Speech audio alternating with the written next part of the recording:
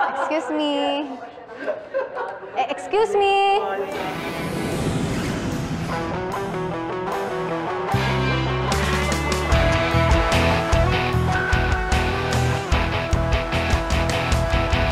Dito ba yung Section E? Not here. Go back to the main building. Sabi kasi nung... Are you deaf? Leave! Higher Value International School. Mula sa araw na to, dito na ako mag-aaral. Kaya mo yan, JJ. Wow! Mukhang mayayaman lahat ng tao dito, ah. Excuse me po. Saan po ito? Section E?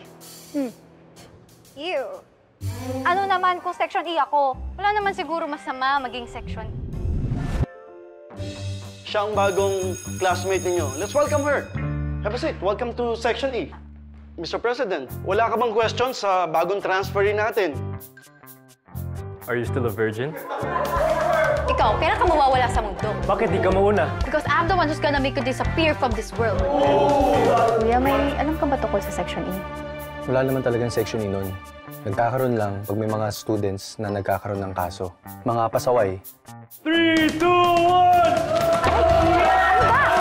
Ano ba? Bakit po walang babae sa Section E? Nalilipat din agad ng section. Siguro dahil hindi naman ganun kabarumbado ang mga babae sa school.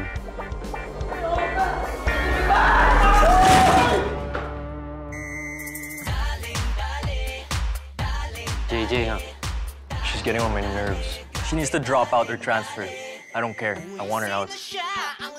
Let's see if you can catch this!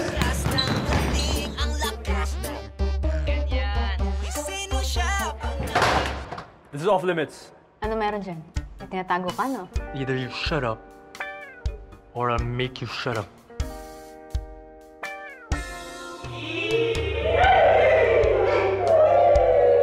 You look like husband and wife! I'll make her fall for me, and then I'll break her heart. Yung mga babae, gusto nila sa mga cheesy, kinikilig yan sa ganyan. Aray! Pag ako naging Voldemort dito, alam mo dapat... No. Hold still.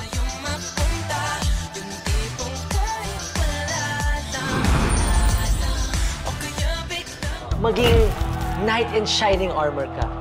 O kaya gamitan mo ng push and pull method. Minsan, magiging sweet ka, tapos biglang wala kang interest.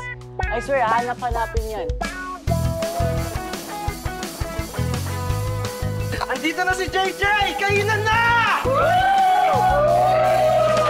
JJ!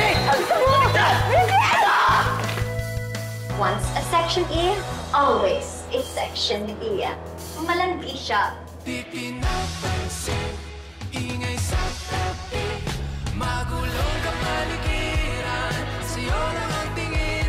Di pinapansin, ika'y paiikuti ng dahan-dahan sa gitna man ng daan. Di pinapansin, ika'y paiikuti ng dahan-dahan sa gitna man ng daan.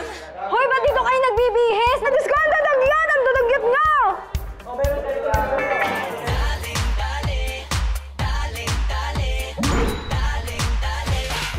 Parang sayo mo dyan, ah. Ganda ba naman? Tia, ano tingin mo sa akin? Hayok-hayok sa katawan. Kaya papayat nyo?